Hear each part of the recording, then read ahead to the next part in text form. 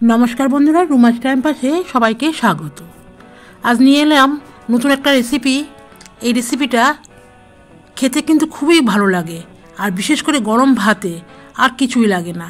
কিন্তু এই সবজিটা অনেকেই খায় না, বিশেষ করে ছোটরা। কিন্তু আজ আমি যেভাবে রান্না করব, ছোট থেকে বড় সবাই মজা করে খাবে। কুমড়োর আকারটা যেমন সুন্দর, তেমনি কুমড়োর রঙটাও খুব সুন্দর ছিল। কুমড়োটাকে আমি ভালো করে ছুলিয়ে নিয়েছি, তারপর পরিষ্কার করে ধুয়ে পাতলা পাতলা করে কেটে নিয়েছি। ঠিক এইভাবে পাতলা পাতলা করে কেটে নেবে। আর মোটার দিকের অংশটাকে একটু বটি দিয়ে চিড়ে চিড়ে নিতে হবে। তাই প্রত্যেকটা আমি একটু বটি দিয়ে চিড়ে চিড়ে নিয়েছি। এবার এর মধ্যে সামান্য একটু নুন আর একটু হলুদ দিয়ে 1 মিনিট মতন মেখে রেখে দেব।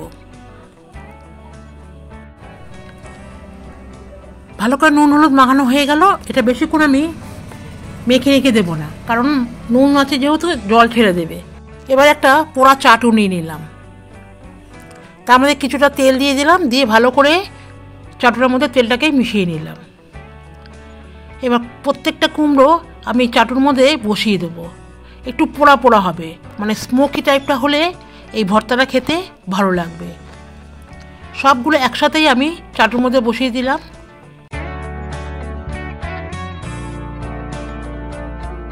এবার একটা থালা দিয়ে ঢেকে দিলাম।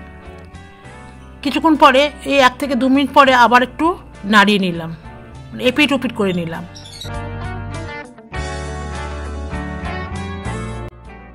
প্রায় 2 থেকে 3 মিনিট পর্যন্ত এই কুমড়োগুলোকে আমি এপিট ওপিট করে একটু পোড়া পোড়া করে নিয়েছি। আর এই পোড়া পোড়া গন্ধটাই এই কুমড়ো ভর্তার আসল টেস্ট। তাই সব কটা কুমড়ো এইভাবে পোড়া পোড়া করে নিলাম। সবগুলো কুমড়ো ভাজা হয়ে গেল, একটা থালা নামিয়ে নিলাম। ওই চাটুর মধ্যে আর একটু তেল দিলাম, দিয়ে ছোটো একটা মাঝারি সাইজের পেঁয়াজ কুচিয়ে নিয়েছি, আর তার সাথে 4 টুকরো মতন রসুন দিয়ে দিলাম। এটাকেও এর মধ্যে ভাজা ভাজা করে নেব।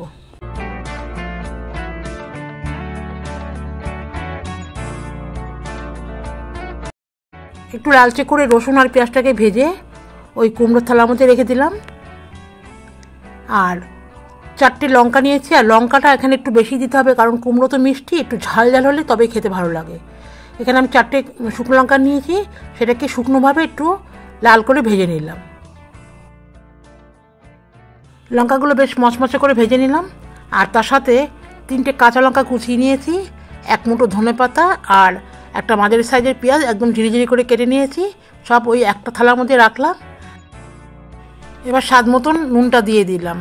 আর কুমড়ো ভাজায় কিন্তু আমি নুন দিয়ে মাখিয়ে রেখেছিলাম, সে বুঝেই নুনটাকে দিতে হবে। এবার নুনটা দিয়েই এই শুকনো লঙ্কাগুলোকে বেশ করে গুঁড়িয়ে নিতে হবে।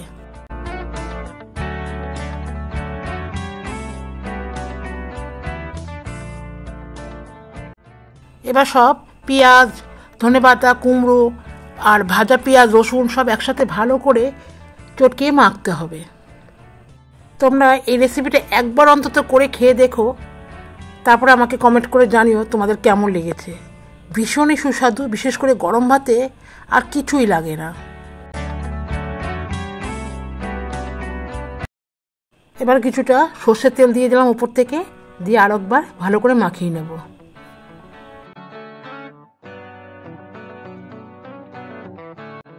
কুমড়ো ভর্তাটা খুব সুন্দর করে মাখানো হয়ে গেছে। এবার পরিষ্কার একটা বাটিতে সাজিয়ে নেব। এবার সামান্য একটু ধনেপাতা দিয়ে ডেকোরেশন করে দিলাম। তোমাদের কেমন লাগলো রেসিপিটা অবশ্যই কিন্তু আমাকে জানিও। আর যারা এখনও চ্যানেলটাকে সাবস্ক্রাইব করনি, তারা প্লিজ সাবস্ক্রাইব করে পাশের বেলটাকে প্রেস করে রেখো, তাহলে ভিডিও আপলোড করলে নোটিফিকেশান তোমাদের মোবাইলে পৌঁছে যাবে। সকলকে ধন্যবাদ জানিয়ে ভিডিওটা এখানে শেষ করলাম। সবাই ভালো থেকো, সুস্থ থেকো। ধন্যবাদ।